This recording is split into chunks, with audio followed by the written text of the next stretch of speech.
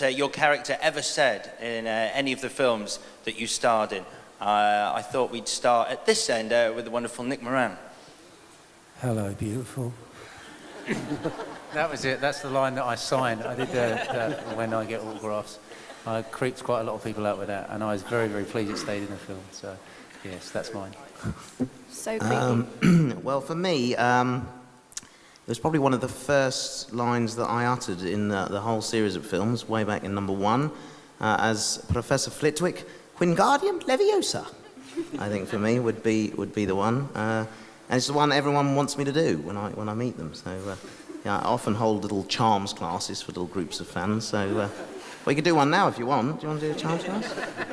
You all have your wands with you? Yeah, good. We'll leave it there then. I don't have many lines, but one of them is.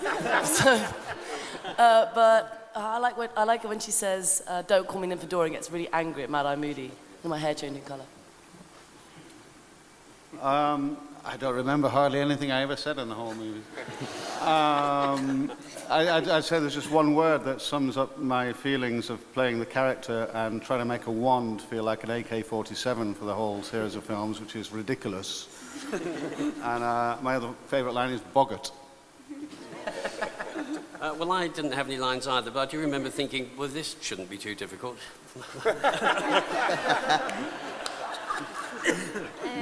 I don't know, I think all Luna's lines are sort of winners. She's always said something funny. But I like "You're just as sane as I am," because it just gives no comfort at all to whoever she says it to. My favourite line is actually one of Daniel's, because my first day's work, one of my first shots, was walking away from Dumbledore's desk, and I said to Chris Columbus, "Oh, I'd really love an exit line." And he said, "Well, let's go again, we'll shoot something and just make something up." And we didn't tell Daniel, and who was only, waist high, and I turned round to him, unexpectedly to him, and I said, "Let us hope Mr. Potter will always be around to save the day." And he looked up at me and he puffed his chest out and he said, "Don't worry, I will be."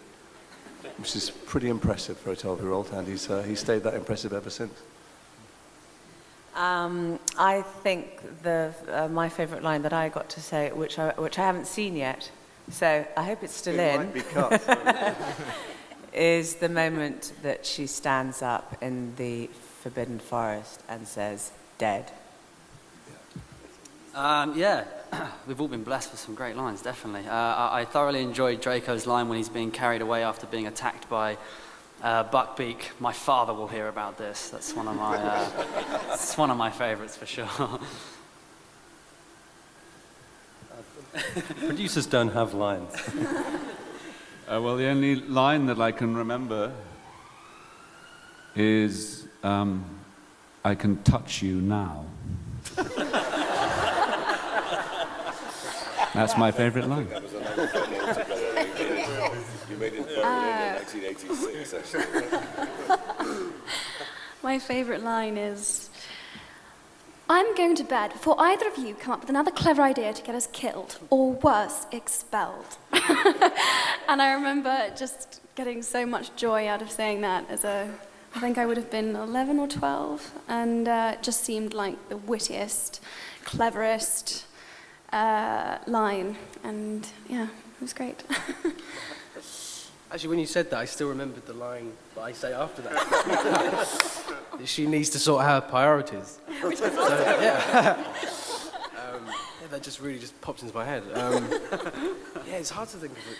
I don't know, it's all kind of a blur. I remember saying, I say bloody a lot. No, I always got a thrill from saying bloody because it was kind of like a rude word. So, yeah.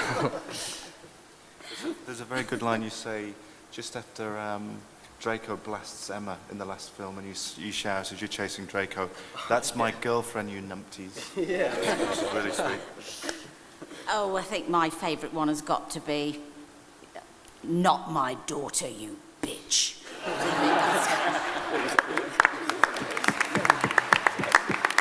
So incongruous. I couldn't believe Mrs. Weasley said it when I read it. I couldn't believe it, so it's fabulous to say. I guess my favourite was in Diagon Alley in the first one, saying, "You're Harry Potter. You're the one who got away from you know who." My second favourite was in a Bond movie where he stuck a 45 to my head, and I said, "Can't you just say hello like anybody else?" Well, I hardly ever knew my lines in the film anyway. But the ones I did remember. But the one you're going to see tomorrow, my favourite line is when I appear as a ghost on the station platform, and I say, "Harry," and I felt like crying. That's my favourite line. How do I follow that?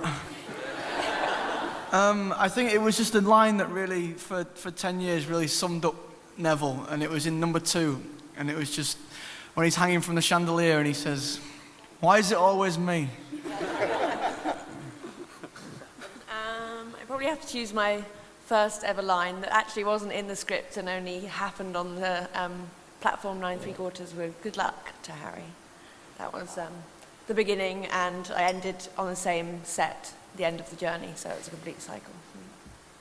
I've actually got 2. The first one would be in the first movie when I sounded like I'd just swallowed a load of helium and said, "Honestly, woman, you call yourself our mother."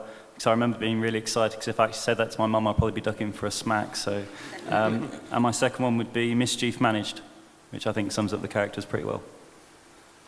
I think my favourite line would be in Deathly Hallows Part 1 when Harry and Ginny are just kissing, and George creeps right behind them and just goes, "Morning." It's probably the most uncomfortable moment, I think, for Harry to go through.